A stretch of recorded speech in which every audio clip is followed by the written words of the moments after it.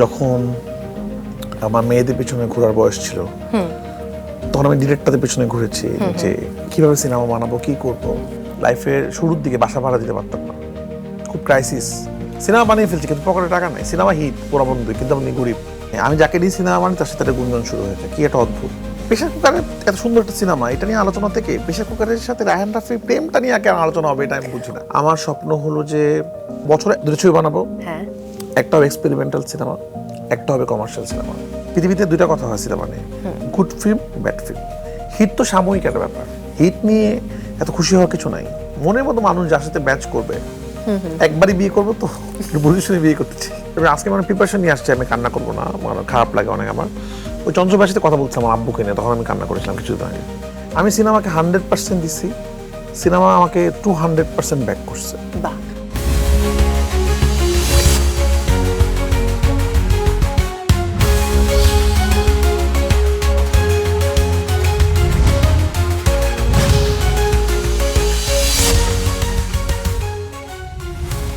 পর্দায় কখনো তিনি পরাণ কেড়ে নেওয়া ভালোবাসা শিখিয়েছেন, কখনো পোড়ামনের আগুনে জ্বালিয়েছেন অনুভূতি। দহনের ভেতর দিয়ে তিনি দেখিয়েছেন বাস্তবতার নির্মমতা। তার সিনেমায় আমরা পাই মায়া, থাকে জীবনের সুড়ঙ্গ পেরোনোর সাহস।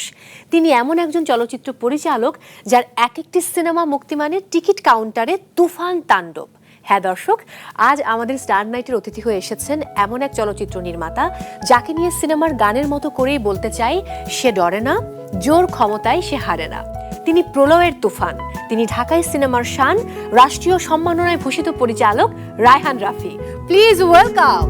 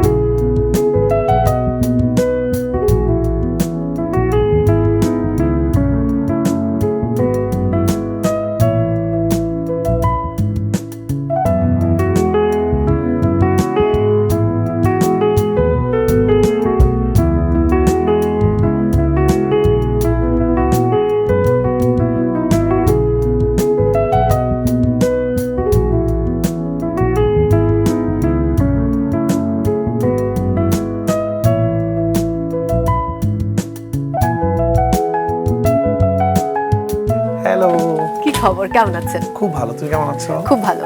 প্লিজ বসুন।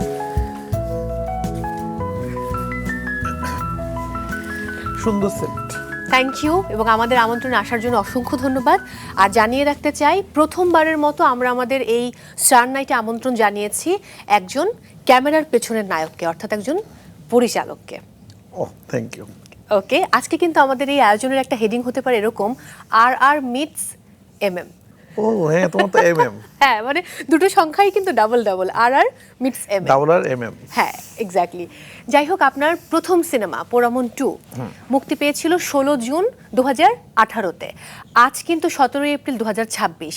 এই 2862 দিনকে যদি আপনার মতো করে আমি ব্যাখ্যা করতে বলি, তাহলে কি বলবেন? অনেকটা স্বপ্নের মতো আসলে। আমার স্বপ্ন ছিল আমি সিনেমা বানাবো। এই স্বপ্ন নিয়ে আমি গাজীপুর থেকে ঢাকায় আসছি, অনেক ডিরেক্টরদের পিছনে পিছনে ঘুরেছি, স্বপ্ন দেখেছি। যখন আমার মেয়েদের পিছনে ঘোরার বয়স ছিল তখন আমি ডিরেক্টরদের পিছনে ঘুরেছি যে কিভাবে সিনেমা বানাবো, কি করব। এরপর আমি শর্ট ফিল্ম বানানো শুরু করেছি। শর্ট ফিল্মটা কিছু মানুষ পছন্দ করেছে। অনেক ভালো ভালো শর্ট ফিল্ম বানিয়েছেন আপনি। আমার শর্ট ফিল্মটা মানুষ পছন্দ করেছে। আমার শর্ট ফিল্মগুলো হিট ছিল সময়, মানে অনেক বেশি মানুষ দেখতো না, যেমন প্রচুর আলোচিত হতো আসলে। তারপরে যখন সিনেমা পেয়ে গেলাম, তারপরে চিন্তা করলাম না, আমি কমার্শিয়াল সিনেমা বানাবো, নিজের পরিচয়টা আগে ঠিক করব। এরকম এখনও মনে আছে, আমি যখন পোড়ামন 2 বানাই, শুটিং যখন 5-6 দিন হয়ে গেছে, আমি যখন সকালবেলা সেটে আসতাম, আমার মাঝে মনে হতো যে আমি আসলে কি সিনেমা বানাচ্ছি নাকি এটা স্বপ্ন দেখছি আসলে। তো এবং প্রথম ছবির পর থেকে এখন পর্যন্ত পুরো জিনিসটাই হলো যে খুব ফাস্ট কেটে গেছে আর কি আমার জীবনে আসলে, এবং আমার সাকসেসটাও একটু তাড়াতাড়ি। বাট আমি এটা বলতে পারবো এখন এসে আমার শুরু থেকে এখন পর্যন্ত আমি কোনো মাসে সিনেমার বাইরে ছিলাম না, মানে আমি আসলে কোনো গ্যাপ নেই। বাহ। আমি কোনো হলিডে মানে নেই আর কি। আমি দেশে বাইরে গেছি, ওখানে যে কোনো স্ক্রিপ্ট লিখছি, আমি যাই করছি সেটা সিনেমার জন্যই করছি। আমি সিনেমাকে 100% দিছি, সিনেমা আমাকে 200% ব্যাক করছে। বাহ। তো এটা আমার লাইফের একটা জার্নি, যে কোনো কিছুকে মন দিয়ে ভালোবাসলে সেটা আসলে ভালো জিনিস ফেরত পাওয়া যায়। আমি এখন মানে বিশ্বাস করি যে যেমন এই ঈদে যেটা ঘটেছে আমার সাথে, আমি যে ধরনের সিনেমা নিয়ে এসেছি এটা মানুষ দেখার কথা না। এই ধরনের সিনেমা দেখেনি আগে, মানুষ দেখছে, শো হাউসফুল যাচ্ছে, মানুষ বলছে যে আপনার নাম যখন দেখেছি সিনেমা দেখতে আসছি।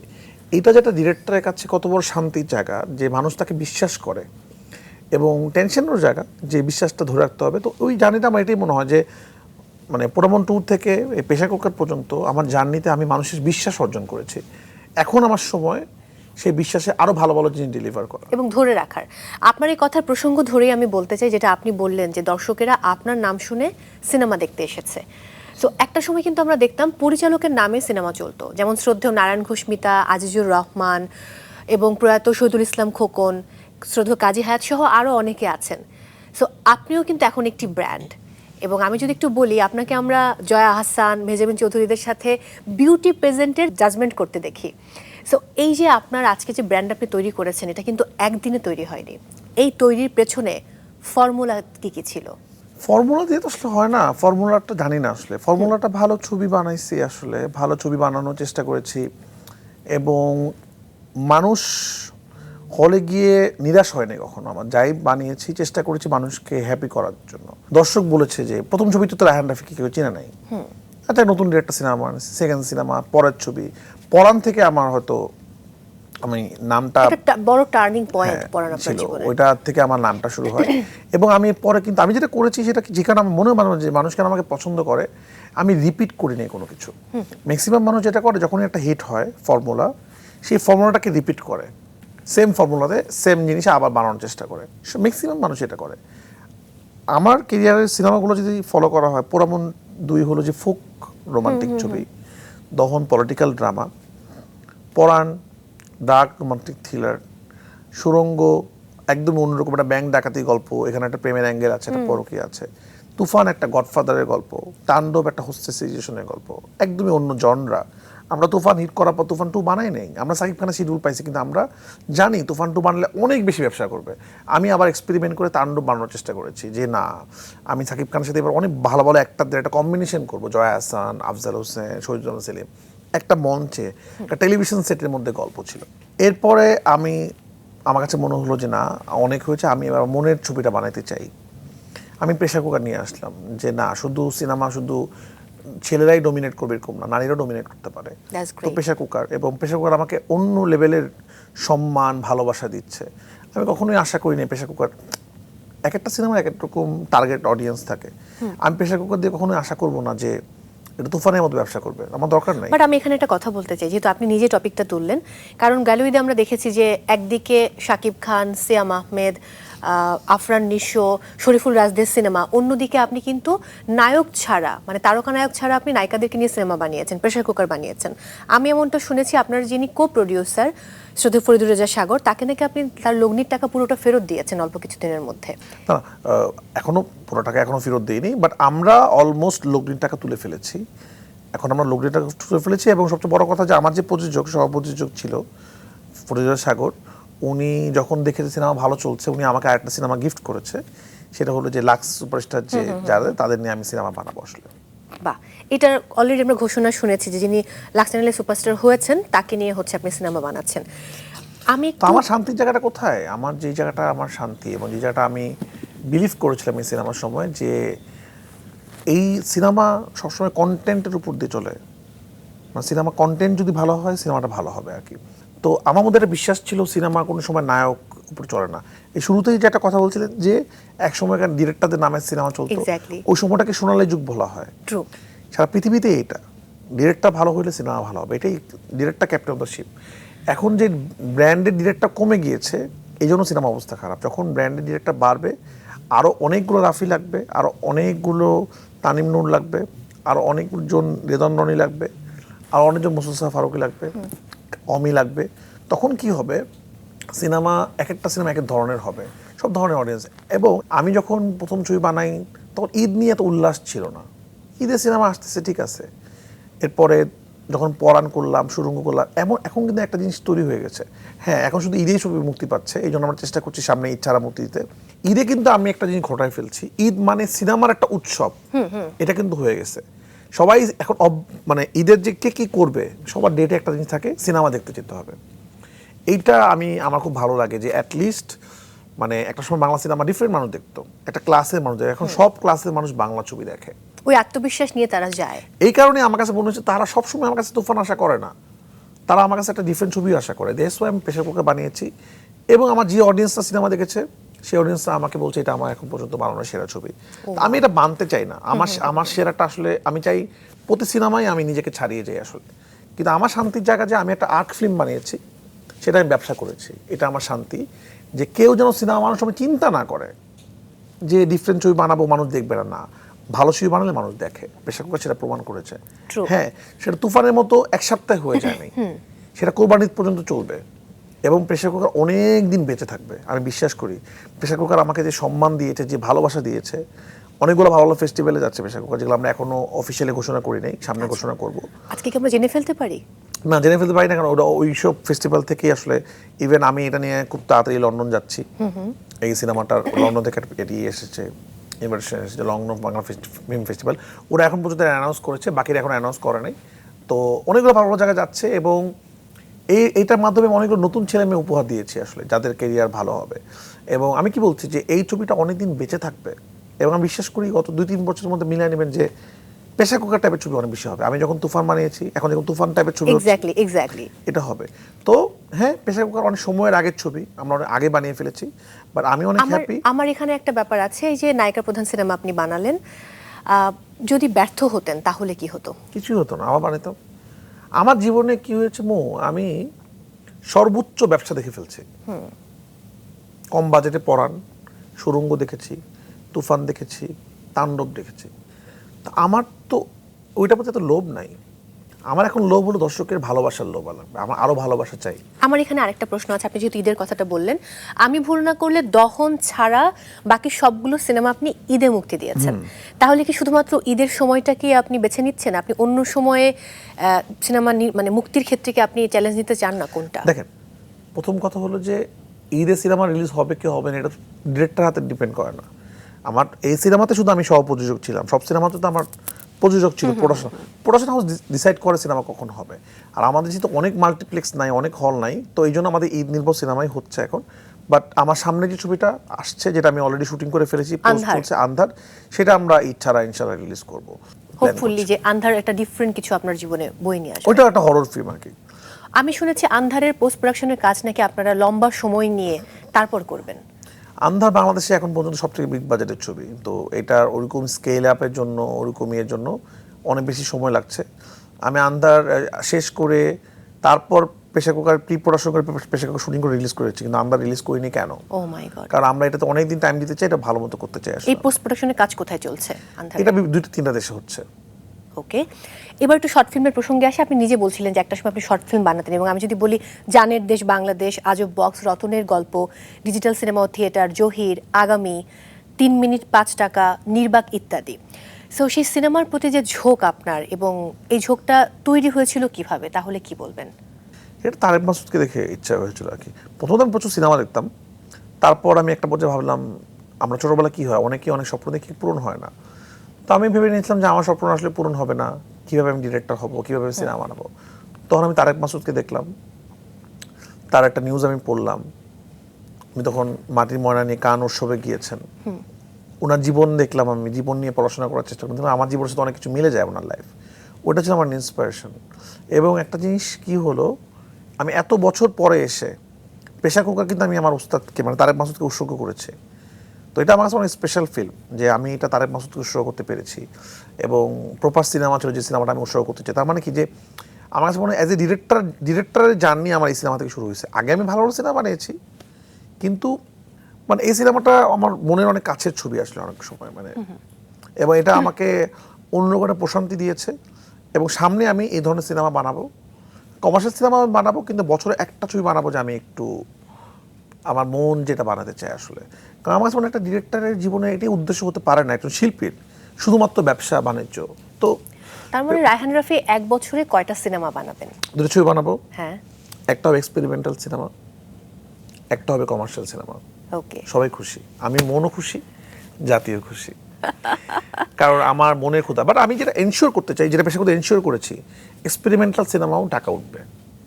সিনেমা ভালো ওই যে content হলে- সবাই নামে আসে, পরিচালকের নামে সিনেমা শুধু নামে আসে, নামে এসে যদি পেশাগত বলতে কিচ্ছু হয় না, তো মানুষ দেখতো না। এটাও ট্রু। পেশাগত সবচেয়ে বড় মার্কেটিং যেটা হয়েছে, যেটা পড়ানোর মতো হচ্ছে, যেটা এখনো হচ্ছে, সেটা হলো যে মাউথ পাবলিসিটি হচ্ছে, ওয়ার্ড অফ মাউথ। মানুষ দেখে বলছে যে আমরা কিন্তু অনেক মার্কেটিং করে নেই, আমরা গানও আগে ছাড়ি নেই, আমার সিনেমাতে অনেকগুলো গান আছে, কিন্তু এটা কি হচ্ছে আস্তে আস্তে মানুষ একজন দেখা 5 জনকে বলতেছে যে ভাই দেখিস, এইটা অনেক important.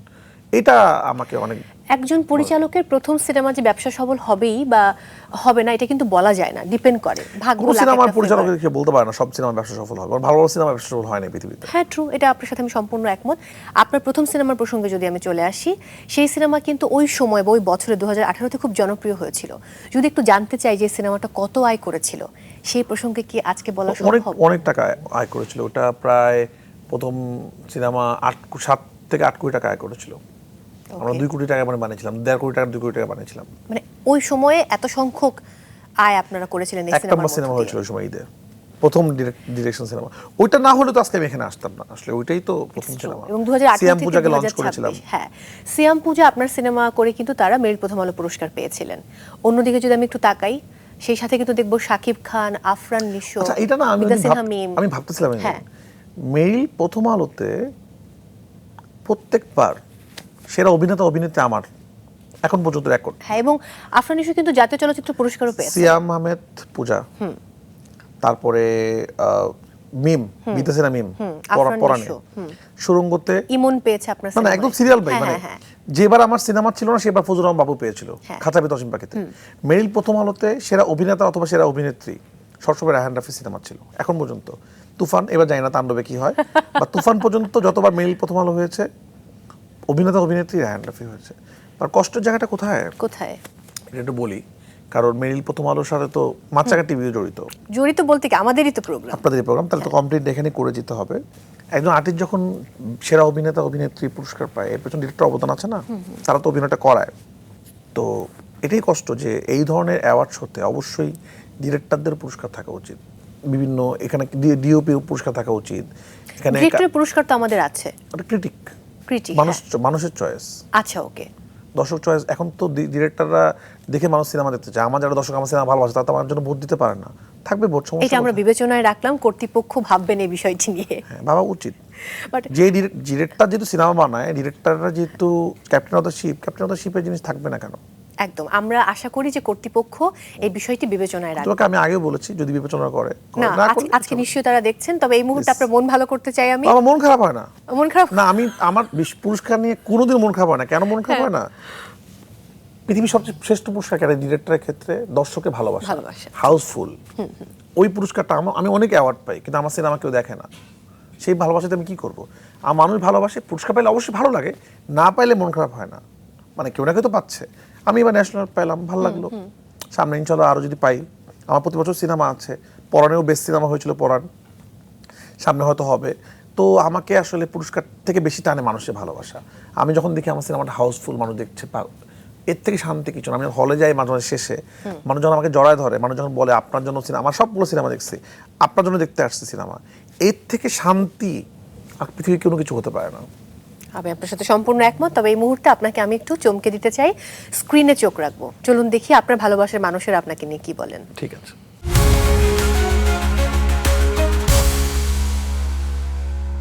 Assalamu alaikum. Hello Rafi. Hello Mo. How are you?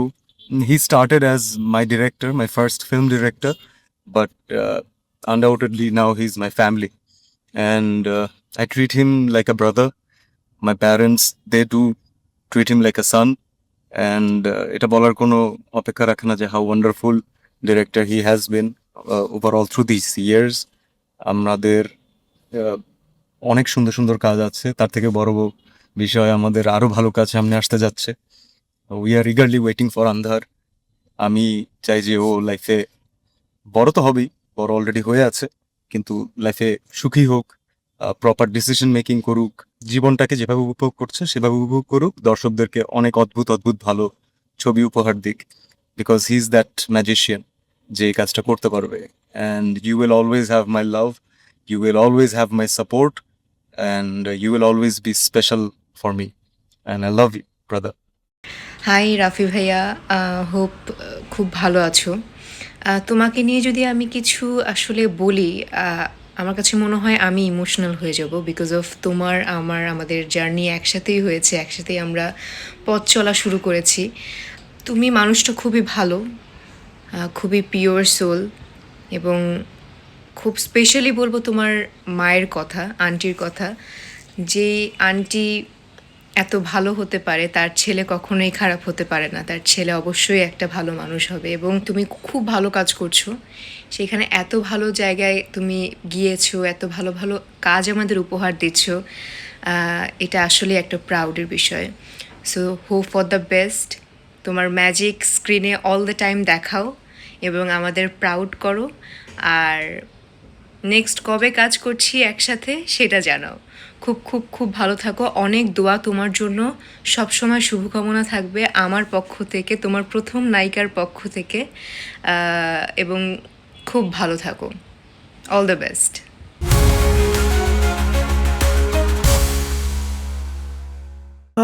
আমাদের ওই জার্নির কথা মনে পড়ে গেল, আমাদের জীবনের শুরুর journey. I love you too Siam, অনেক ভালোবাসি আসলে ওকে, এবং ওর প্রতি আমার অনেক অভিযোগও থাকে, কারণ আপন যে অনেক, ও তো ফ্যামিলি, মানে আমার ভাই।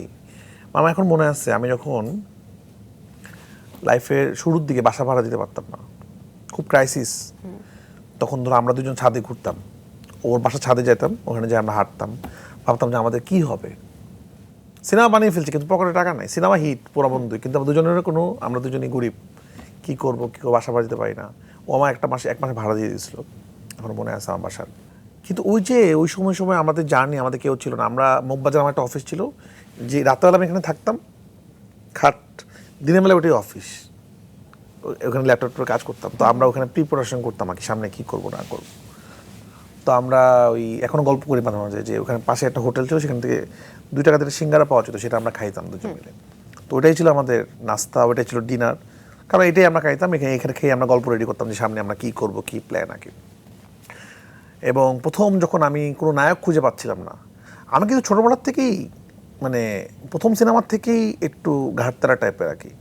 মানে আমি এখন দর্শক যদি, এখন মানুষ বলে না যে আপনি প্রেশার কুকারে রিস্ক নিয়েছেন, রিস্ক কিন্তু আমি প্রথম সিনেমাতেই নিয়েছি। আমি যখন আজিজ ভাইকে গল্প শোনাই, আজিজ ভাইকে বলে আমার নতুন নায়ক টাকা লাগবে, ভাই এটাতে এগ্রি করে। এবং আমি 1 বছর কিন্তু নতুন নায়কটাকে খুঁজছি, 1 বছর পাচ্ছিলাম না। আজিজ ভাই একটা বছর বিরুদ্ধ হয়ে গেছিলো যে ভাই তোমার যাকে খুশি নাও, তুমি শুরু করো সিনেমা, আমার কাউকেই পছন্দ হয় না, কোনো ছেলেকেই পছন্দ হয় না। তারপর আমি সিয়ামের, তো আমি নাটক দেখতাম, আমার মনে হইলো যে ওর মধ্যে আসলে কিছু একটা আছে। তো এখন সিয়াম তখন অনেক নাটকের বড় নায়ক, ওকে পাবো কোথায়? আমি তো কেউ চিনিই না আমাকে, কারণ আমি তো নাটক বানাইনি। তো আমি একজন ডিওপির মাধ্যমে সিয়ামের সাথে যোগাযোগ করার চেষ্টা করলাম, খায়ের ভাই ছিল। তারপর সিয়াম আমাকে ফোন দিলাম যে ভাই আমি সিনেমা করতে চাই, জীবনে সিনেমাই করে নাই।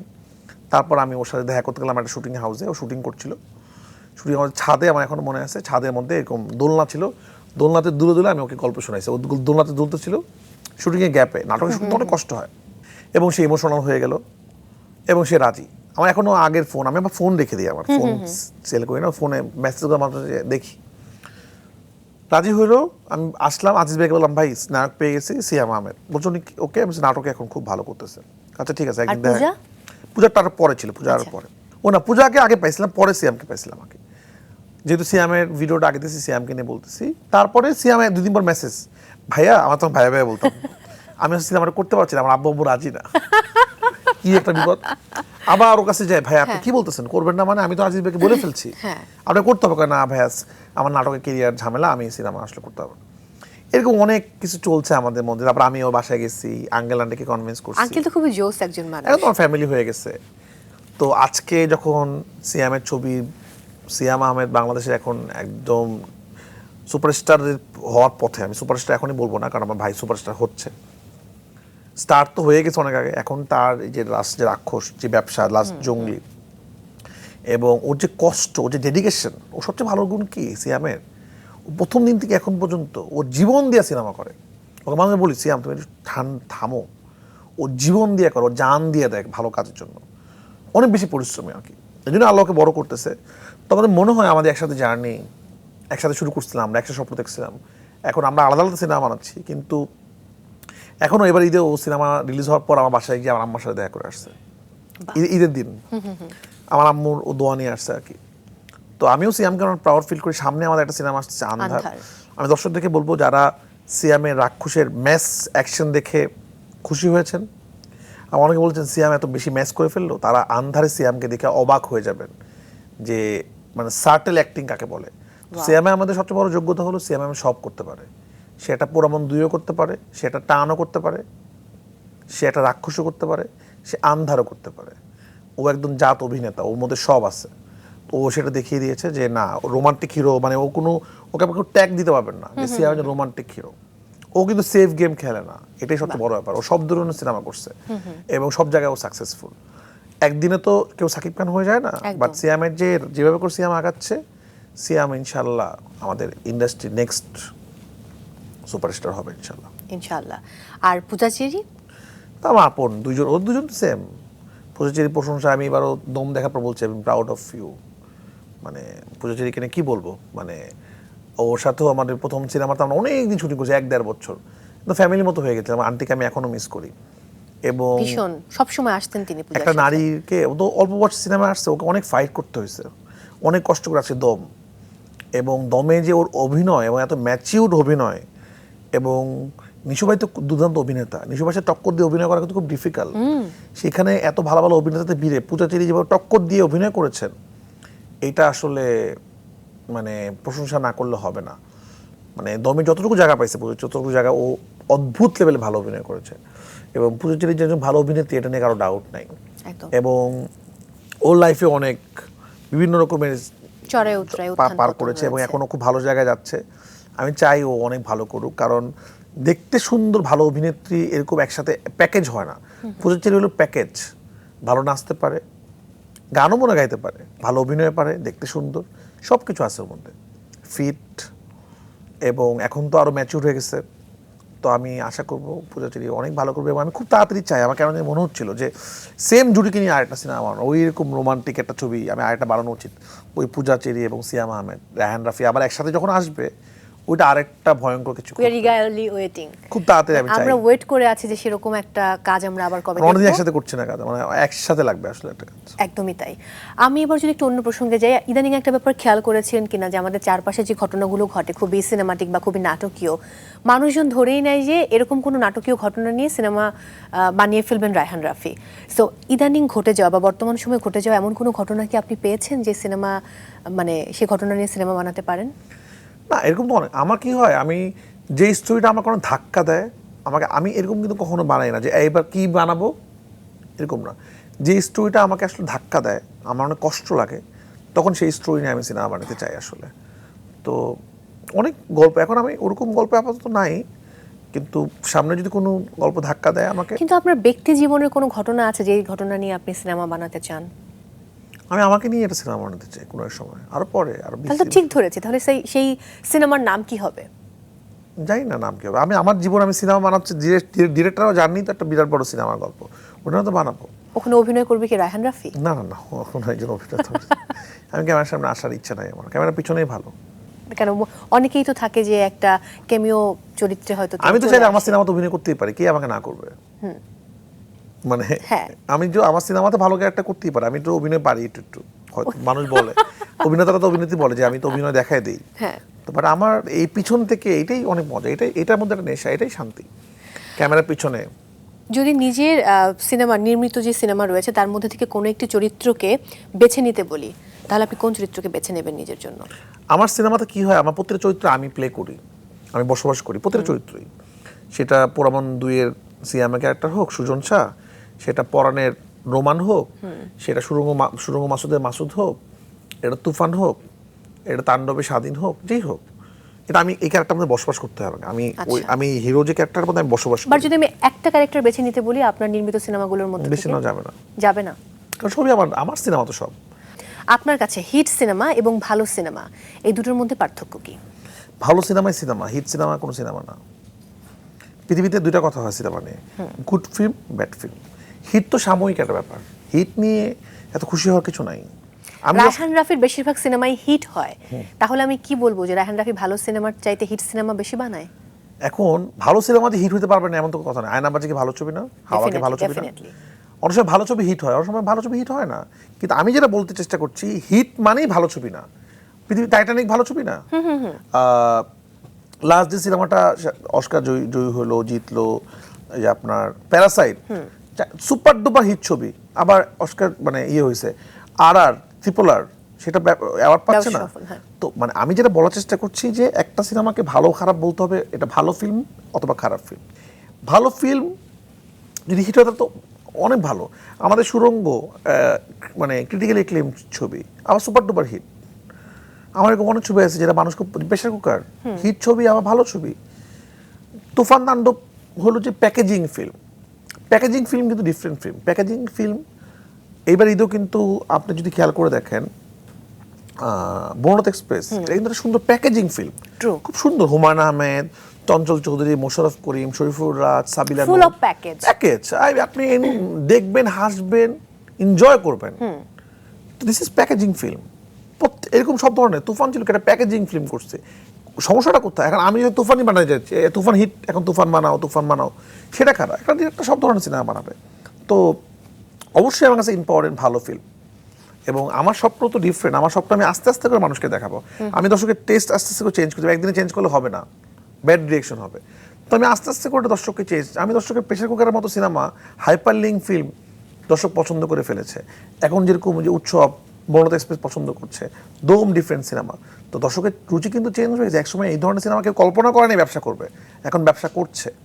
তো এই টেস্টটা আস্তে আস্তে চেঞ্জ করলে হবে। একদিনে আপনি খাবারের টেস্ট চেঞ্জ করতে পারবেন না অডিয়েন্সে। আজকে আমি আপনাকে বিভিন্ন পর্যায়ে একটু করে চমকে দেব, বাট পরবর্তী চমকের আগে আমি একটা ছোট্ট বিরতি নিতে চাই। এখন আপনি বলুন যে বিরতিতে আপনি চা খাবেন নাকি কফি? একটা ব্ল্যাক কফি খাই, black coffee without sugar. Without sugar. Okay প্রিয় দর্শক, সময় হয়েছে একটা ছোট্ট বিরতি নেবার, কোথাও যাবেন না, আমাদের সঙ্গেই থাকুন। ব্ল্যাক কফি খাবো।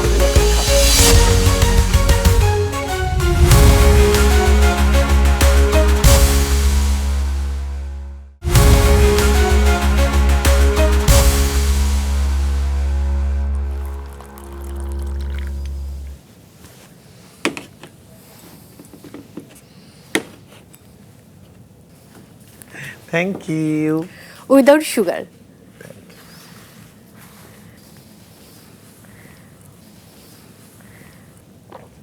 কেমন হলো? খুব ভালো। তুমি কি ইয়ে খাও? সুগার? সুগার? আমি তো সুগার ফ্রিক, প্রচুর সুগার খাই।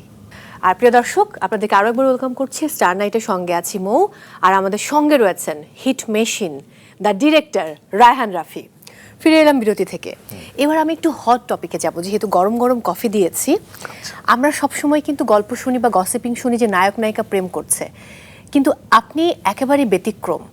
পরিচালক রায়হান রাফি কার সঙ্গে প্রেম করছেন, প্রেমে আছেন কিনা, তার ব্রেকআপ হলো কিনা, তিনি বিয়ে করবেন কবে, এই বিষয়গুলো নিয়ে কিন্তু আমরা সবসময় দেখি যে গণমাধ্যমে এক ধরনের গল্প, মুখরোচক গল্প চলতেই থাকে। কেন, কি মনে হয়? কারণ হিট মেশিন, উত্তরটা তুমি দিয়ে দিলা। যখন রায়হান রাফিকে নিয়ে অনেক কথা হচ্ছে, সিনেমা নিয়ে কথা হচ্ছে, তখন এরকম একটা কথা জুড়ে যাচ্ছে। তো আমি এটাকে খুব একটা, এটা হবেই। আপনি জনপ্রিয়তা যখনই কারো হবে, জনপ্রিয়তার একটা ভালো দিক আছে, একটা খারাপ দিক আছে। অনেক সময় কি হয়, আমরা আমাদেরকে একটা নিউজ দেখি, যার একটা জিনিস কেউ ইচ্ছা হয়েছে একটা জিনিস লিখে দিচ্ছে, আমার খুব ইচ্ছা হয় এটা একটা কাউন্টার দিতে, যেটা তো এরকম না, এটা মিথ্যা, কিন্তু আমি বলতে পারি না, বলি না। এটা বললে এটা আবার একটা নিউজ হবে, উনি না বললেন, আচ্ছা হ্যাঁ বললেন। তো জনপ্রিয়তাটা যখন আল্লাহ আমাকে দিচ্ছে, এটা ভালো দিক খারাপ দিক দুটোই আমাকে নিতে হবে।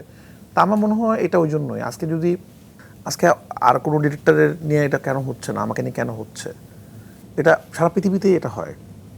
তো যখন কেউ সাকসেসফুল হয়, তখন তার নিয়ে অনেক রিউমার, অনেকের, আর আমাদের কাজের মাধ্যমে যদি এটা এই জন্য বেশি হয়।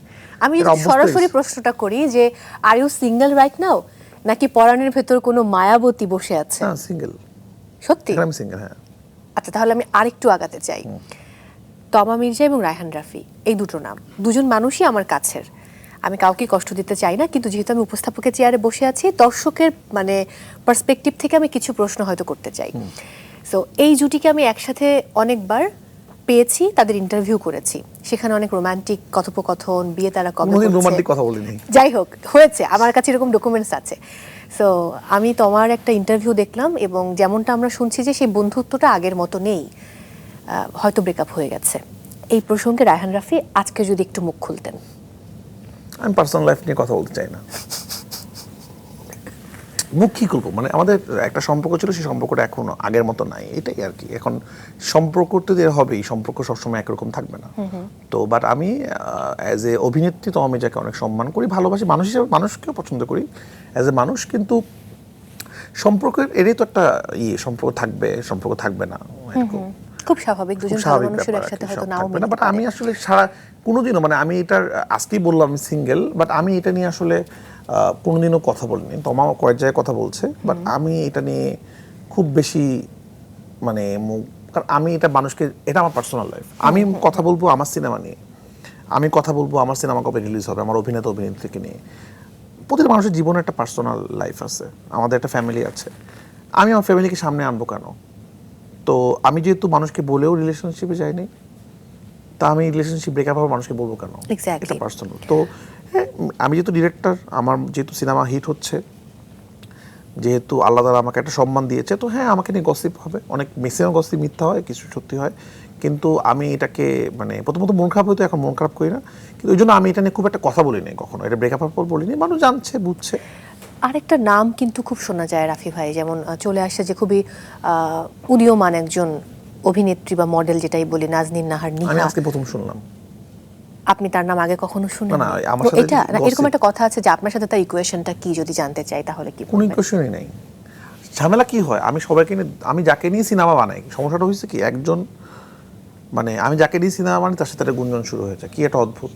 এটা দুইটা ক্ষেত্রে হতে পারে, এটা একটা ক্ষেত্রে হতে পারে যে কেউ কেউ এটা করতে এনজয় করে, আর একটা ক্ষেত্রে হতে পারে যে এরকম একটা গুঞ্জন হলে তারা আর কাজ করবে না সামনে, এরকম হয়।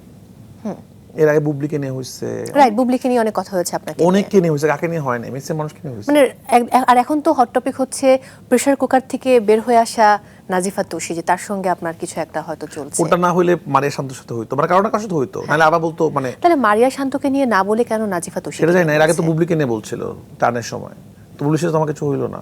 তো এরকম মানুষ, এখন মানুষ এটা মিলাইতে থাকে, আচ্ছা মনে হয় এরকম এরকম হতে পারে, মনে হয় এরকম এরকম, এত ভালো ক্যারেক্টার করছে মনে হয়, মানে এইটা আসলে এখন খুব বিরক্ত ভালো হই হতো না যদি আমি তুষির সাথে কথা বলতে পারতাম, Please, please. কারণ তুষিও খুবই সুইট একটা মেয়ে।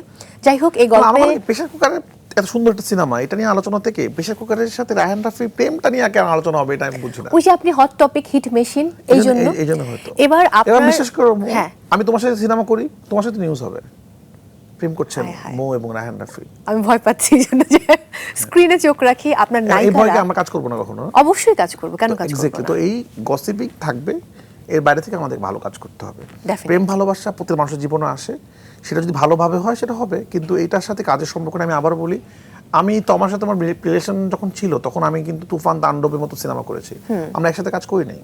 আমি ওই ডিরেক্টরটা না যে আমি যার সাথে প্রেম করবো তার সাথে, আমার কাজ এবং প্রেম দুটো একদমই আলাদা, মানে আমি একদম। কখনোই আমার পার্সোনাল লাইফে এক করি না। আমি এখনো সামনে তোমার সাথে কাজ, তোমার সাথে ব্রেকআপ মানে কাজ করবো না, আমি অবশ্যই তোমার সাথে কাজ করতে চাই, গ্রেট। আমি তোমাকে অনেক পছন্দ করি, ওর অভিনয় আমার ভালো লাগে। তো প্রেম ভালোবাসা তো আমার পার্সোনাল, এটা আমার জীবনে চলবে, আমি সামনে হয়তো বিয়ে করব, কিন্তু কাজের ক্ষেত্রে এটা কোনো সময় এটা হবে না। আর হ্যাঁ, কোনো একদিন এরকম আসবে সময় যদি আমি আসলেই প্রেম করবো, সেই প্রেম নিয়ে নিউজ হবে না, ওই সময় তো খারাপ লাগবে।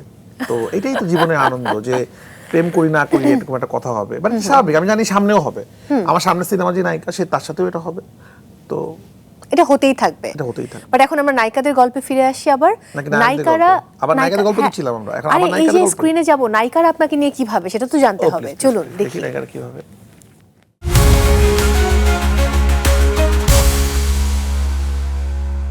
হ্যালো রাফি, আশা করি খুব ভালো আছো। আমি জানি তোমার এই দুর্দান্ত ফিল্মের জার্নিটা আমাদেরকে অনেক ইন্সপায়ার করে, মোটিভেট করে, এবং আমি ভীষণ লাকি যে আমার বাণিজ্যিক সিনেমার জার্নিটা তোমার সাথে, তোমাকে দিয়ে শুরু হয়েছে। সেই কারণে তোমাকে অনেক অনেক থ্যাঙ্কস।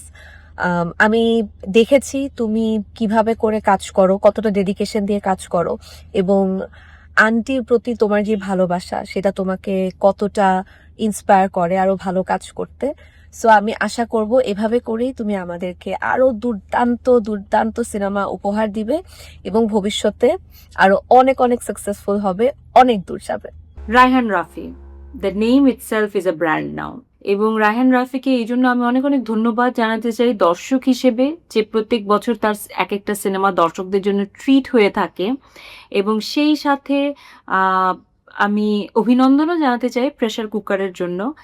এরকম একটি সাহসী কনসেপ্ট এই জন্যই বলবো, কারণ নারীদেরকে নিয়ে অনেক সিনেমাই হয়েছে, কিন্তু ঈদের মতো একটা ফেস্টিভ সিজনে এরকম একটি সিনেমা রিলিজ দেওয়া সেটা একটা সাহসের ব্যাপার। রায়হান রাফি অনেক পজিটিভ একজন ডিরেক্টর, তার কাজের প্রতি তার বেশ কনফিডেন্স সবসময়ই থাকে, এবং তার কনফিডেন্সটা তার কাজের উপর থাকে বলেই তার আর্টিস্টদের মধ্যেও একরকম কনফিডেন্স তৈরি হয় তার সঙ্গে কাজ করবার ক্ষেত্রে, যে না কাজটা ভালোই হবে। অ্যাজ এ পার্সন যদি বলি, রায়হান রাফি অনেক গসিপ করতে পছন্দ করে।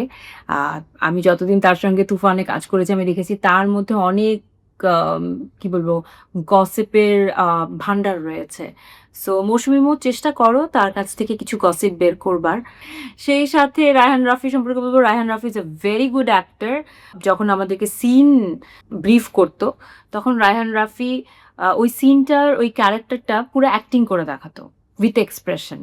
সো আমি জাস্ট আমার জন্য খুব সহজ হয়ে যেত যে আমি জাস্ট ওকে কপি করতাম। সো রায়হান রাফিকে আমি বলতে চাই অল দ্য ভেরি বেস্ট, এরকম অনেক অনেক সুন্দর সুন্দর সিনেমা যাতে আমাদের উপহার দিয়ে যায়। এবং সেই সাথে ব্যক্তিগতভাবে আরেকটা কথাও বলবো যে রাফি আমাকে বলেছে তার প্রত্যেক আর্টিস্ট দুটো করে তার সঙ্গে কাজ করে, সিনেমা করে থাকে। আমার কিন্তু এখনো একটা বাকি রয়েছে, সেটা খুব তাড়াতাড়ি হওয়া কিন্তু জরুরি।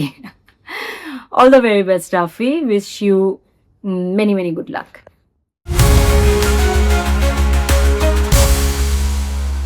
ওয়াও!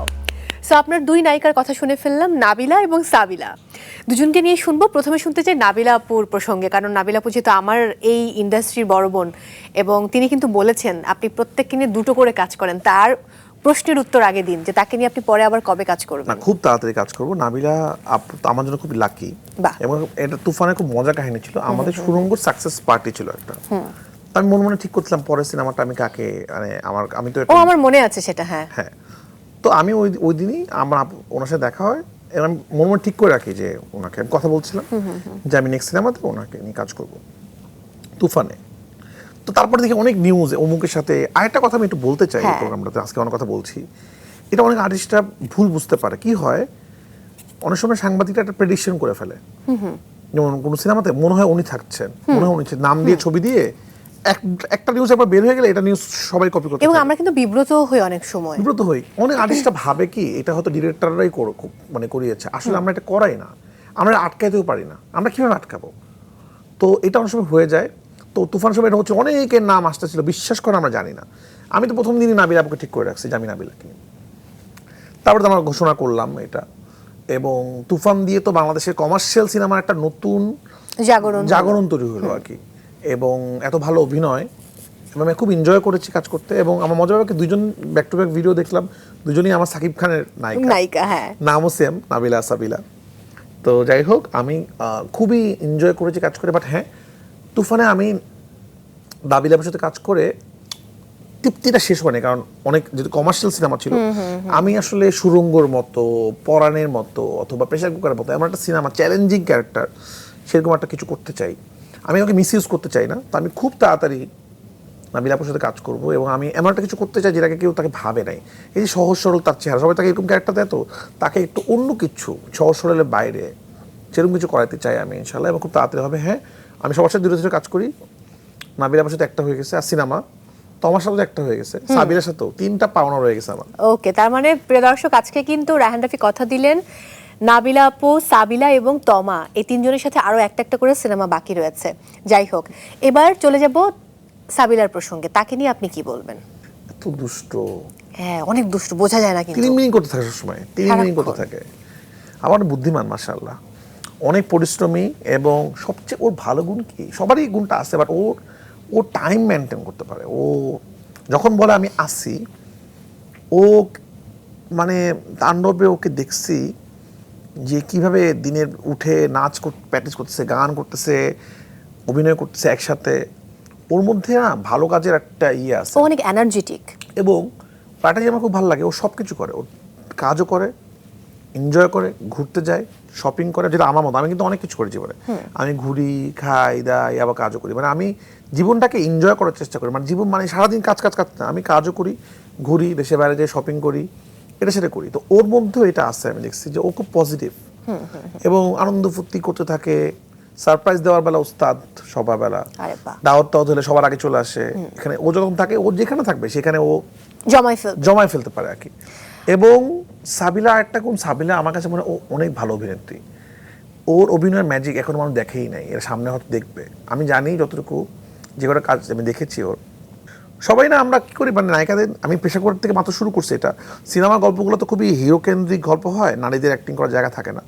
বাট আমি বিশ্বাস করি যে সাবিলা যদি এমন কোনো ক্যারেক্টার প্রায় সিনেমাতে, ও উড়াই দিবে আর কি। ও অনেক মধ্যে আছে এবং ওর মধ্যে মানে এক্সট্রিম লেভেলে কষ্ট করার ক্ষমতা আছে আসলে।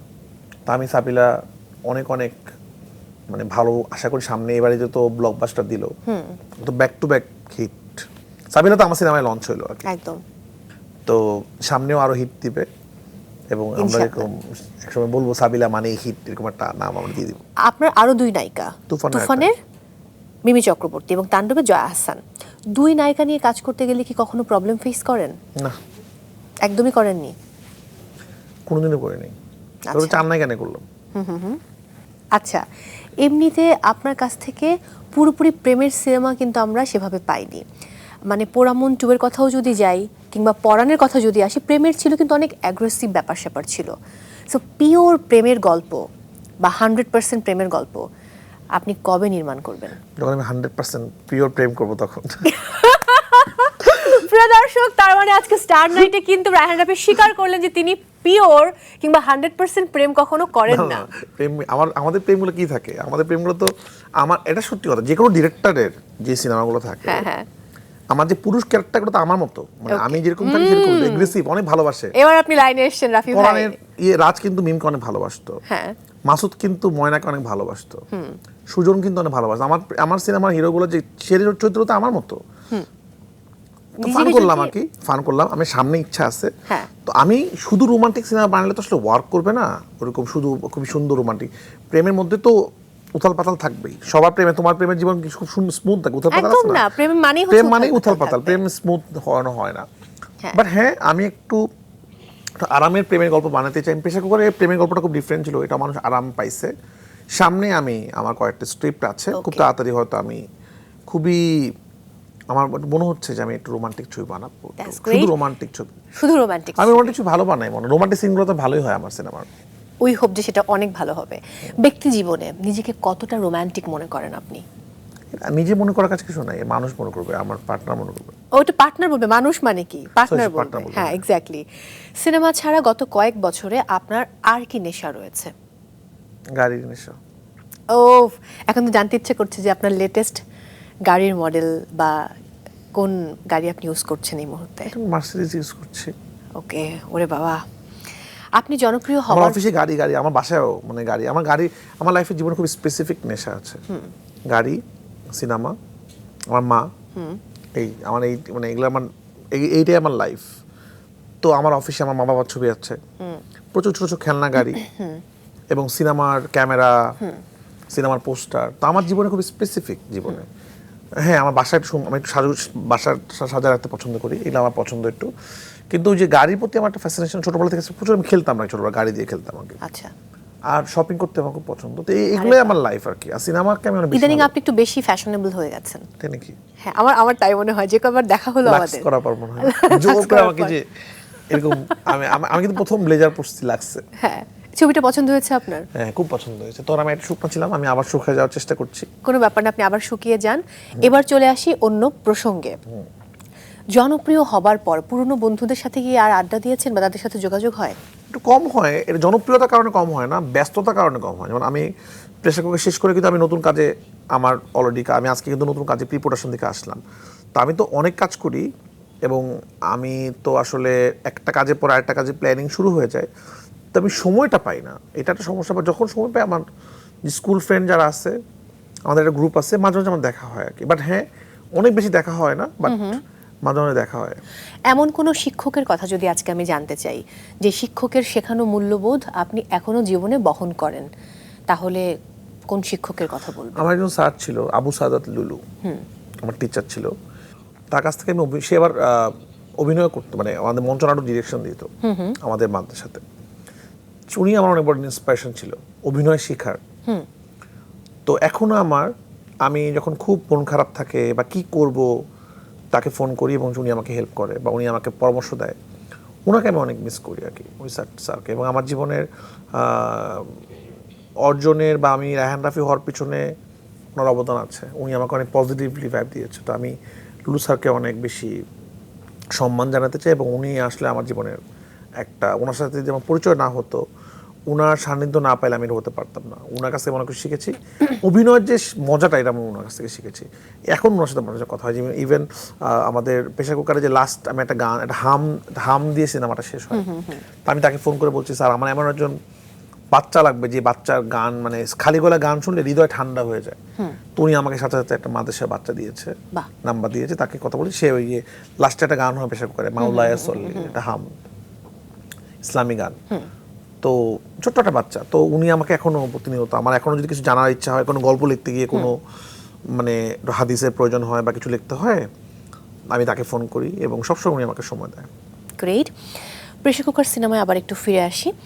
প্রেশার কুকার সিনেমাতে কিন্তু আপনি প্রথমবারের মতো প্রযোজক হিসেবে নাম লিখিয়েছেন। তার মানে তো সামনে আপনার প্রযোজনায় আমরা আরো সিনেমা পেতে যাচ্ছি ইনশাআল্লাহ। এটা কি নিজে আলাদা করে প্রোডাকশন হাউস খুলবেন? না, আমার তো প্রোডাকশন কারণ ফিল্মস, আমার মার নামে যে প্রোডাকশন হাউস কারণ ফিল্মস তো আছেই। তো এর আগে আমরা ওটিটি প্রডিউস করেছি। তো এই প্রথম আমরা সিনেমা প্রডিউস করলাম, কো প্রডিউস করেছি আসলে আমরা, ইমপ্রেস টেলিফিল্ম এবং কারণ ফিল্ম মিক্স করে আমরা বানিয়েছি প্রেশার কুকার। আমার স্বপ্ন হলো যে প্রতি বছর 2টা সিনেমা করব আমি। তো আমি 2টা সিনেমা ডিরেকশন দিব, 2টা সিনেমা প্রডিউস করব, এটা আমার স্বপ্ন।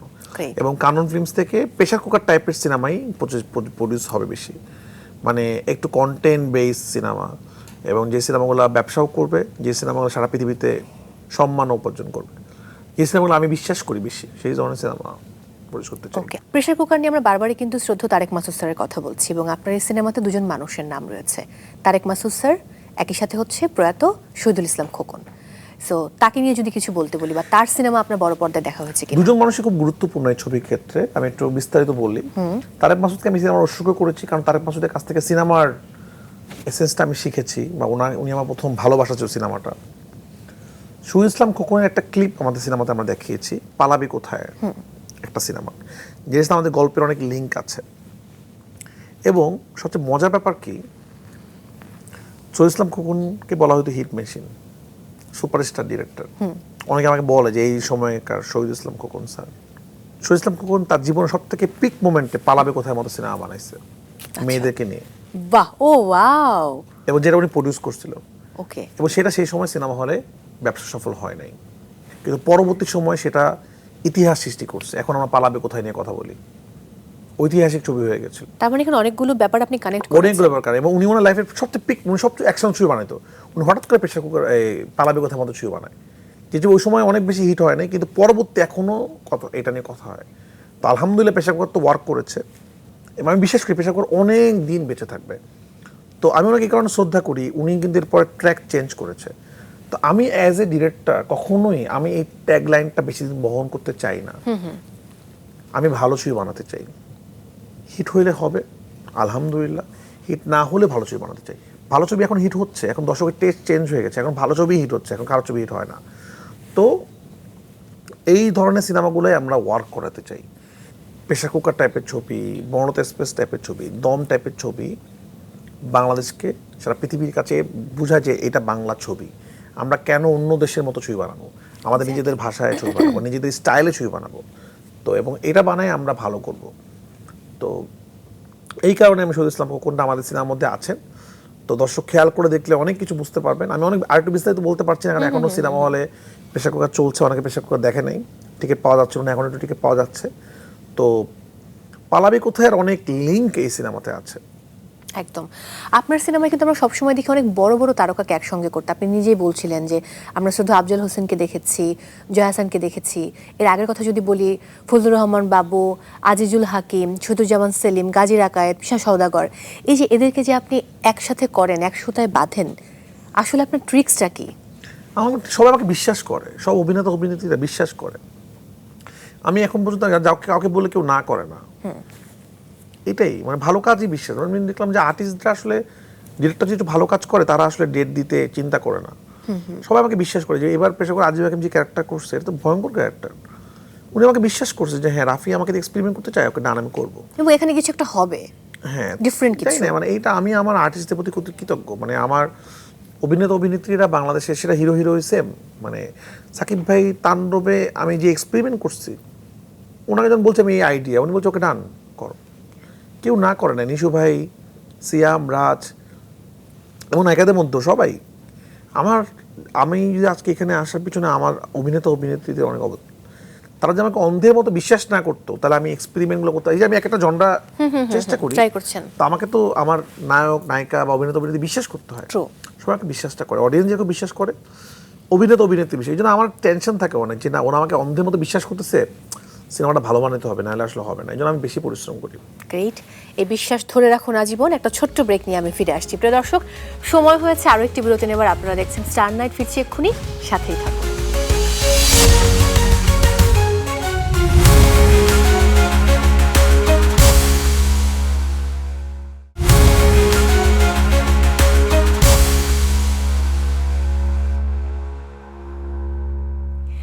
ওয়েলকাম ব্যাক সবাইকে, আরও একবার আমন্ত্রণ স্টার নাইটে। আজ ফ্রাইডে নাইটে আমার অতিথি আমাদের ভালোবাসা রায়হান রাফি। ফিরে এলাম ব্রেক থেকে। এবারের যিনি লাক্স সুপারস্টার হয়েছেন, বিদুষী বর্ণিতা, তাকে নিয়ে সিনেমা করছেন। এই সিনেমা কেমন হবে এবং সিনেমার শুটিং কবে শুরু করবেন? শুটিং ডেট বলতে পারছি না, ডিফারেন্টই হবে। ওকে, বাট কি টাইপের সিনেমা? চমক থাকুক না, কিরকম সিনেমা হবে, উনি একাই থাকবে নাকি আরো লাক্স সুপারস্টাররা থাকবে, ওকে, সবকিছু মিলে সামনে জানাবো। বাট একটা কথা শুধু বলতে চাই, এইটার ক্ষেত্রে ছোটবেলা যখন দেখতাম দারুচিনি দ্বীপ, তারপরে আমার আছে জল, হুমায়ুন আমাদের গল্পে হুমায়ুন আহমেদ নিজেও ডিরেকশন দিতেন লাক্স সুপারস্টারদেরকে নিয়ে, তো ওটা আমার কাছে অনেক বড় ব্যাপার যে একসময় এটা হুমায়ুন আহমেদ স্যার বানাতেন, তৌকির আহমেদ বানাতো, যে গিফট ছিল তৌকির আহমেদের সিনেমা। ভাবতে পারেন সে দারুচিনি দ্বীপ। হ্যাঁ, এবারের গিফট হলো রায়হান রাফি সিনেমা। বাহ। তো চ্যানেলকে ধন্যবাদ, লাক্সকে ধন্যবাদ যে আমাকে এই সম্মানিত করার জন্য। আমি চেষ্টা করবো সেই সম্মানটা ধরে রাখার এবং ভালো ছবি বানানোর। তো একটু সময় নিয়ে বানাবো, সুন্দর করে বানাতে চাই, বাট ডিফারেন্ট কিছু হবে। আমি এমনটা শুনেছি আপনি নাকি বাংলাদেশের পরিচালকদের মধ্যে সর্বকালের সবচেয়ে বেশি পারিশ্রমিক নিচ্ছেন। ঘটনাটা সত্যি কিনা এবং সেটা কত? কত তো বলা যাবে না, বাট সেটা সত্যি। কারণ এই যে সেম উত্তর, যে হিট মেশিন, হ্যাঁ, হিট মেশিন থাকার কারণে সেটা আমার তো মনে হচ্ছে আজকে আমি একটা কথা বলে বোধহয় ওখানে আটকে গেছি। না এটাই তো। তুমি কত পারিশ্রমিক না বলবা, এটা তো কত নিয়েছো, এটা তো বলা যাবে না। আমার এটা বলা যাবে না। কিন্তু হ্যাঁ, এটা হয়তো সব থেকে বেশি, আমি সব থেকে বেশি পরিশ্রম করি। প্রতি বছর সিনেমা আসছে এবং সিনেমা ব্যবসা সফল হচ্ছে, সেজন্যই এটা হচ্ছে। এবারে আমরা কিন্তু দেখেছি মেগাস্টার শাকিব খানের সিনেমা প্রিন্স, এবং এই সিনেমার চিত্রনাট্যকার মেজবাউদ্দিন সুমন তিনি বলেছেন পরিচালক হয়তো চেয়েছেন আরেকটি তুফান 2 বানাতে। আপনার মন্তব্য কি এটা নিয়ে? আমার কোনো মন্তব্য নাই, নো কমেন্ট। No comments. এবার আপনার জন্য আরো কিছু সারপ্রাইজ রয়েছে, চলুন স্ক্রিনে চোখ রাখি। Let's have a look.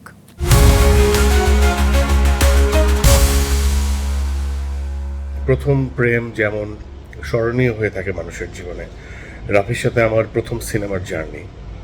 And আসলে আমি খুব হয়তো গুছিয়ে বলতে পারি না, but he is the charm. And ও যেভাবে আমি আসলে ওর সাথে, ওকে ওইভাবে বলা হয় না, ও যখন শর্ট ফিল্ম বানাতো, ও যখন এই ছোট ছোট কাজ করতো, ওই গাঁথনিগুলোই আসলে অনেক বেশি ভালো লাগার এবং ভালোবাসার হয়ে উঠেছিল। এবং এরপরে আসলে আমার সিনেমার জার্নিটা রাফির হাত ধরে। And he is a very talented and very promising and one of a kind director, যে আসলে ক্লাস অ্যান্ড ম্যাস পিপল দুইজনকে মাথায় রেখে ছবি বানানোর চেষ্টা করে। এবং আমার খুব কাছের, আমার খুব পছন্দের। আমি চাই ও আরও অনেক বড় হোক, অনেক সুন্দর থাকুক, এই পথ চলা তোমার কখনো না থামুক, আর জীবনে আর কিছুই ঘটুক না ঘটুক, জীবনে কাজের প্রতি অনেস্টি তুমি দেখিয়ে যাও, এবং স্কাই ইজ দ্য লিমিট। আমি জানি তুমি অনেক বড় হয়ে গেছো, আরও বড় হবে, এবং তোমার আলোয়, তোমার ট্যালেন্টে আলোকিত হোক আমাদের ফিল্ম ইন্ডাস্ট্রি, এটাই আমার আসলে চাওয়া। এবং আমার দাবি হচ্ছে রাফি মিঙ্গেল হোক, সিঙ্গেল না থেকে। বিয়ের পিড়িতে কবে বসবে এটা আমার রাফির কাছে প্রশ্ন, যে রাফি তুমি বিয়ে কবে করবা।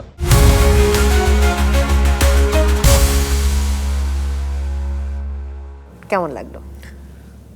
আমাকে এত সবাই ভালোবাসে, এটা আসলে ইমোশনাল হয়ে যায় আর কি। এত ভালোবাসার মানুষ পেয়েছে। আমি বললাম না, আমার জীবনের মানে সাকসেসের পিছনে আসলে অবদান হলো যে এই মানুষগুলাই আর কি, যারা আসলে আমার ছবিতে অভিনয় করেছেন, যে বিশ্বাস করেছেন। প্রত্যেকজনের সাথে আমার কাজের অভিজ্ঞতা খুব ভালো, প্রত্যেকজন। মানে নিশু ভাই তো ম্যাজিক্যাল পারফর্মার। মানে আমি সুরঙ্গ যখন করেছি আমি খুবই খুশি। নিশু ভাই তার প্রথম ছবিতে ন্যাশনাল অ্যাওয়ার্ড পেয়েছেন আমার ছবিতে। কি যে কষ্ট করেছি, মানে এখন আমরা গল্প করি যে সুরঙ্গ আমাদের আলফা, দিন গল্প করছিলাম যে আমাদের আলফাইতে আমরা গল্প করছিলাম যে এখন পর্যন্ত আসলে সেরা ছবি সুরঙ্গই। আসলে সব কিছু ছিল, ম্যাথস, ক্লাস, আমার অ্যাওয়ার্ড, সব কিছু এক ছবিতেই। তো আমি এত এনজয় করছি নিশু ভাইয়ের সাথে কাজ করে, এবং নিশু ভাইয়ের সাথে আমার না মানে সিঙ্ক এত ভালো।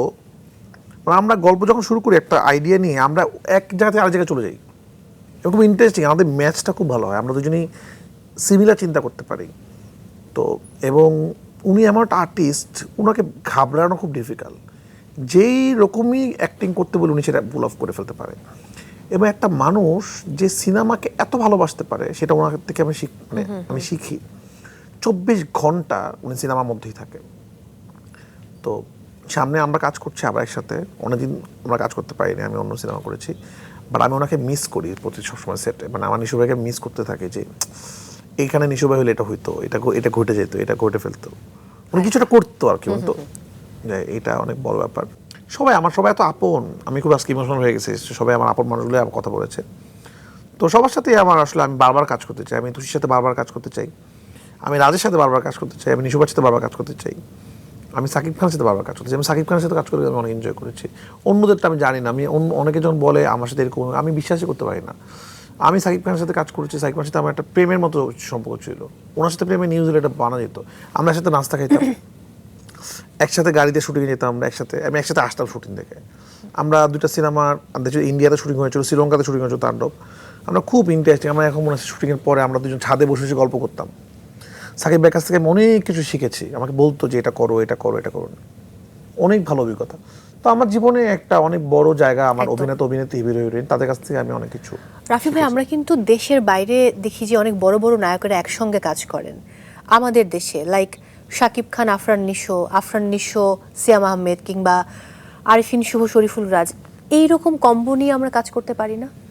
করলাম তো। আমি তাণ্ডবে তো কতজন নায়ক আসলো, সিয়াম আসলো, নিশু ভাই আসলো। এই প্রসঙ্গে আমি আরেকটু বলতে চাই। তাহলে শাহরুখ খানের পাঠানে আমরা দেখেছি যে জন আব্রাহামকে যথেষ্ট স্পেস দেওয়া হয়েছে। রণবীর কাপুরের এনিমেলে সেখানে কিন্তু ববি দেওয়ালকে অনেক স্পেস দেওয়া হয়েছে। এবং রণবীর সিংয়ের ধুরন্ধর, সেখানেও কিন্তু অক্ষয় খান্না, অর্জুন রামপাল নতুন করে জ্বলে উঠেছেন। আমাদের দেশে কিন্তু দেখা যায় যে যখন শাকিব খান সিনেমা করছেন, পুরো সিনেমাটা কিন্তু শাকিবময় হয়ে ওঠে। এটা কেন?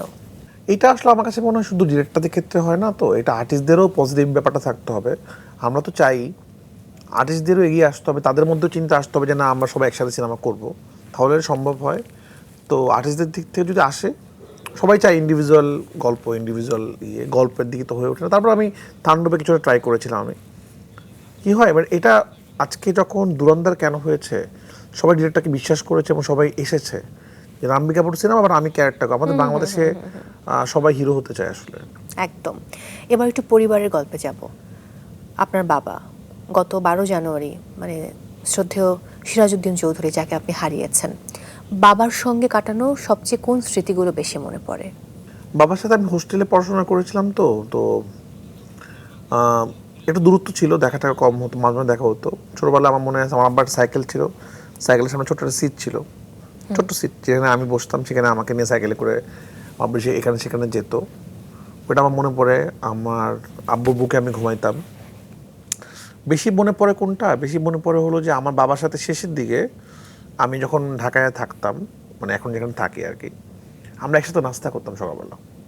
আমি ইচ্ছা করে আমার শেষ 2-3 বছর আমার আব্বুর সাথে প্রতিদিন সকালবেলা আমি ব্রেকফাস্ট আমার আব্বুর সাথে করতাম। আমার আব্বু আগে করে ফেলে আমি আব্বাকে বসাইতাম, সে পেপার পড়তো আর আমি তার সাথে কথা বলতাম, আমি ব্রেকফাস্ট করতাম। ওইটা আমি অনেক মিস করি। আমি প্রতিদিন সকালবেলা যখন নাস্তা খাই, এই আব্বার চেয়ারটা ফাঁকা থাকে তো, আমি আমার আব্বুকে অনেক মিস করি আসলে। বাবাকে যদি কখনো কোনোদিন আবার ফিরে পান তাহলে কি বলতে চান? এটা তো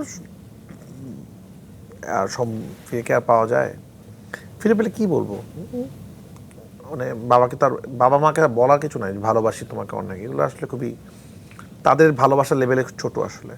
বাবাকে এটাই বলতে চাই যে আমার বাবা আসলে খুব সৎ মানুষ ছিল, প্রচণ্ড লেভেলে অনেস্ট পার্সন ছিল এবং খুব রাগী মানুষ ছিল, মনটা খুব ভালো ছিল আর কি। আমার একটা দুঃখ যে আমি আমার বাবার মতো হতে পারলাম না ভালো মানুষ।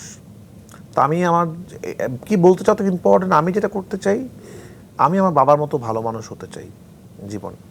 ওকে, আমরা আশা রাখি যে বাবার মতো ভালো মানুষ আপনি নিশ্চয়ই হবেন। এবার আপনার জন্য আরও একটি সারপ্রাইজ রয়েছে, চলুন পর্দায় চোখ রাখি।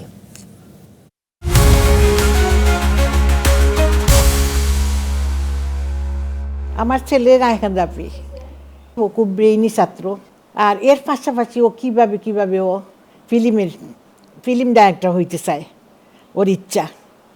কিন্তু ওর আব্বুর তো ইচ্ছা নাই, আমি ছিলাম ওর সহযোগিতা করতাম। আমি চুপি করতো এইগুলা, বাসায় শর্ট ফিল্ম বানাইতো, শর্ট ফিল্ম লুকায় বানাইতো। ওর আব্বু বাসায় না থাকলে ঘরে শর্ট ফিল্ম বানাইছে অনেকগুলা। এইগুলা নিয়ে এই জাজ মিডিয়া দেওয়াতে ওনারা খুব পছন্দ করছে। এইখান থেকেই ওর শুরু।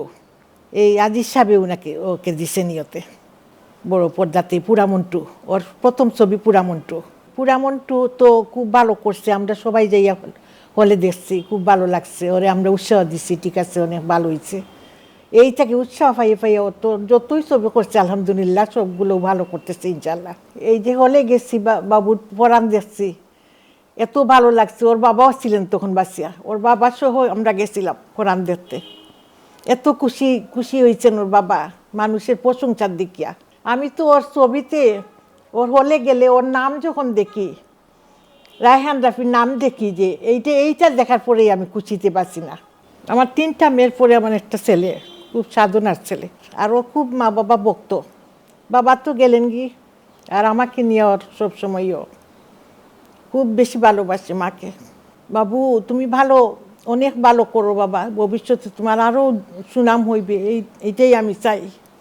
তুমি ভালোভাবে চলো। আর মাকে তো অনেক ভালোবাসো, আমিও তোমাকে অনেক ভালোবাসি বাবা।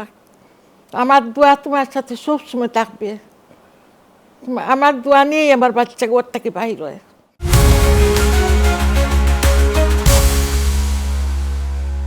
মা এত চমৎকার করে বললেন, আমি খুব ইমোশনাল হয়ে গেছি। মাকে নিয়ে কি বলার আছে?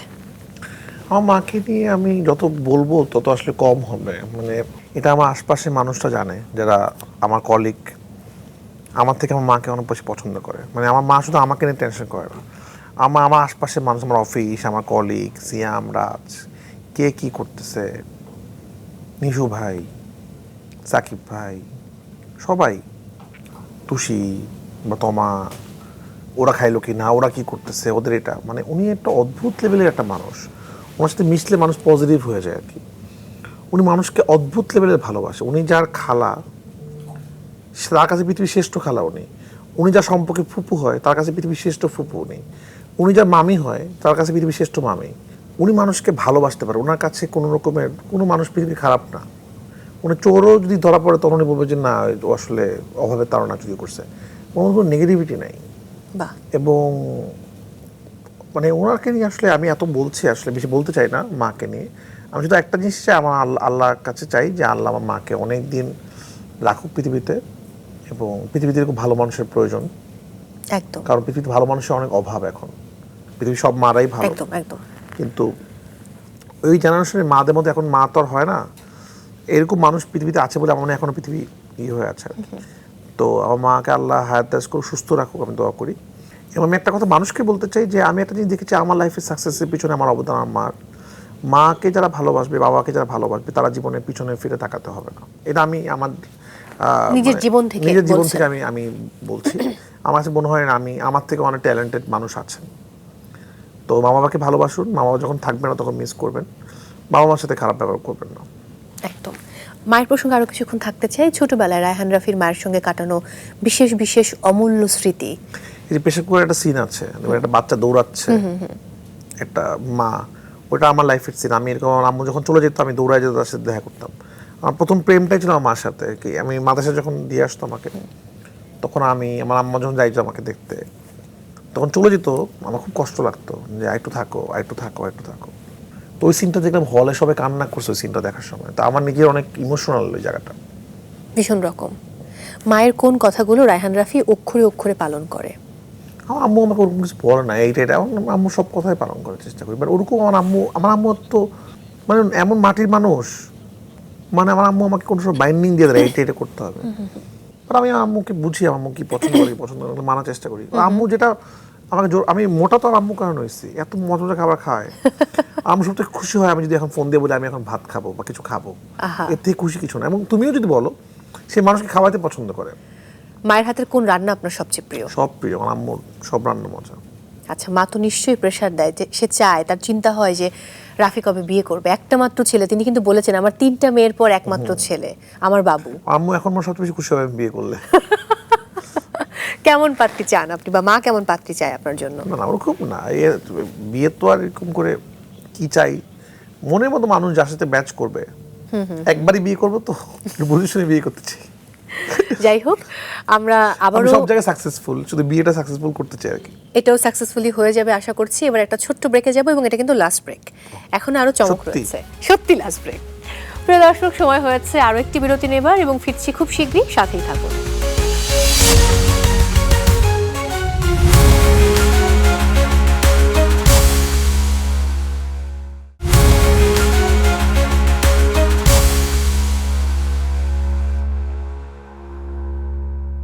Welcome back.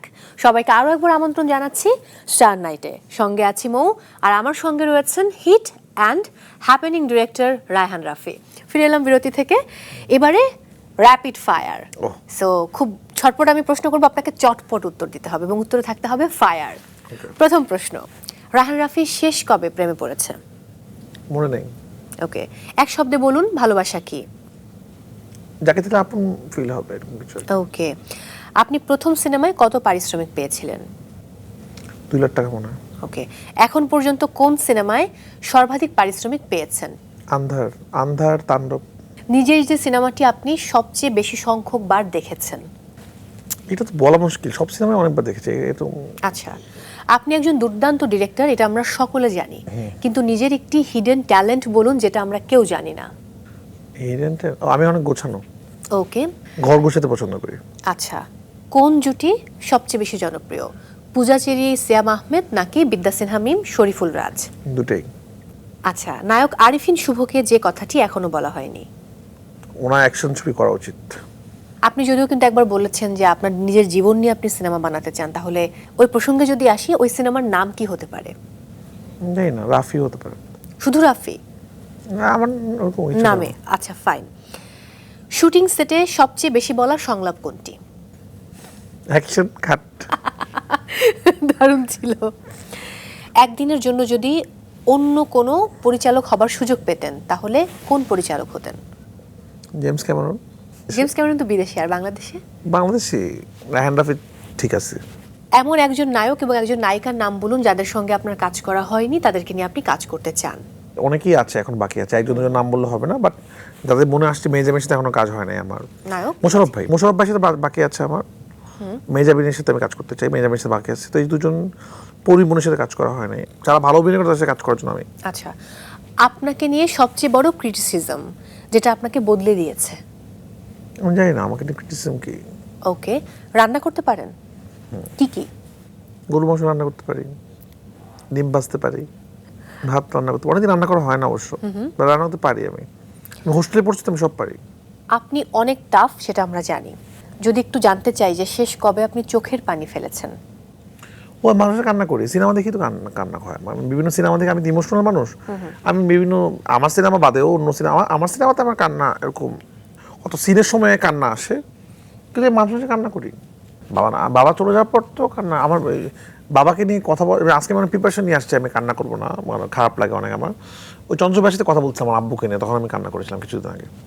একটু বলুন যে বলিউড কিংবা হলিউডের কোন নায়িকাকে নিয়ে আপনি কাজ করতে চান?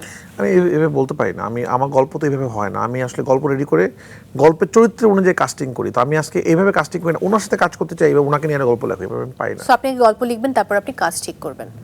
আপনার 3টি গুণ বলুন। নিজের গুণ নিজে কি বলবো, তুমি বলো আমার 3টা গুণ। আপনি আপনার কাজের প্রতি খুবই ডেডিকেটেড, আপনি সিনেমা বানাতে খুব ভালোবাসেন এবং আপনি খুব ভালো সন্তান। এবার 2টি দোষ বলুন। হুট করে রাগ উঠে যায়, আর খালি শপিং করি, ভুলে একই কাপড় 2বার কিনে ফেলি, একই শার্ট। বিদেশি সাদা কালার শার্ট আমার অনেক, ব্ল্যাক পাঞ্জাবি একই রকম অনেক। এটা খুব ভালো ছিল, মানে কোনো ছেলে যে এত শপিং করতে পারে, আবার সে খুব পছন্দ, পরিচালক। শপিং করতে ভালো লাগে অনেক। শাকিব খানকে যদি কোনো পরামর্শ দেওয়ার সুযোগ দেওয়া হয় তাহলে কি বলবেন? উনি মেগাস্টার, ওনাকে পরামর্শ দেওয়ার কিছু নেই, উনি আমার বড় ভাই, ওনাকে আমার পরামর্শ দেওয়ার কিছু নেই। রাত জেগে কাজ নাকি সকালে ফ্রেশ শুরু? সকাল সকাল, আমি সকালে ঘুম থেকে উঠি, আমি তাদেরকে পছন্দ করি যারা সকালে ঘুম থেকে উঠে। যারা দেরি করে ঘুম থেকে উঠে রাত জেগে থাকে এদেরকে আমি পছন্দ করি না। আচ্ছা, পুরো বাংলাদেশে আপনার সবচেয়ে ফেভারিট লোকেশন কোনটি? সৈয়দপুর। সৈয়দপুর, আচ্ছা। আপনার সিনেমায় প্রেম বেশি নাকি রিয়েল লাইফে প্রেম বেশি? দুটাই। এক শব্দে বলুন। সেন্সর বোর্ড, পাইরেসি এবং ট্রল। সেন্সর বোর্ড আরো স্বাধীনতা থাকা প্রয়োজন, পাইরেসিকে না বলুন।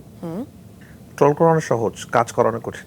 এবার আসি লাস্ট প্রশ্নে। নাবিল আপু একটা কথা বলেছেন যে আপনার কাছে অনেক গসিপের কন্টেন্ট থাকে, সো এই মুহূর্তে লাস্ট কোন একটা কন্টেন্ট কি বলে দিবেন কিনা আমাদেরকে?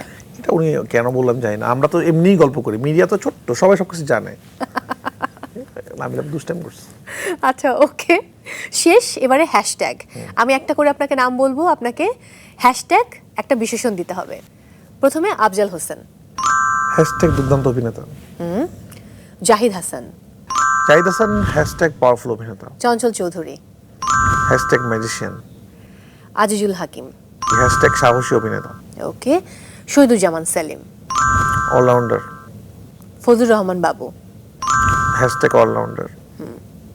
এবার শাকিব খান। হ্যাশট্যাগ মেগাস্টার ভাব। Arifin Shuvo. Hashtag hero. Afran Nisho. Hashtag magician. Okay, Siam Ahmed. Hashtag extreme dedication যার মধ্যে আছে। শরীফুল রাজ। হ্যাশট্যাগ অভিনেতা। Emon. Hashtag good man. Yash Rohan.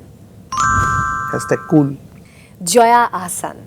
Hashtag the Joya Ahsan. সবার নামের সাথে দা অ্যাড হয় না, ওনার সাথে দা হবে, কারণ উনি আসলে নায়িকাদের সাকিব খান আগে বলতে হবে। ওরে বাবা।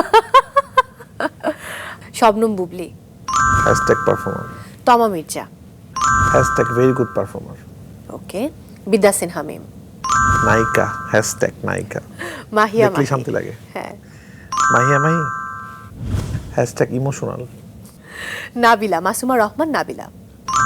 Hashtag innocent. Sabila Noor. Hashtag ভালো অভিনেত্রী। ওকে, জাকিয়া বাড়ি মমো।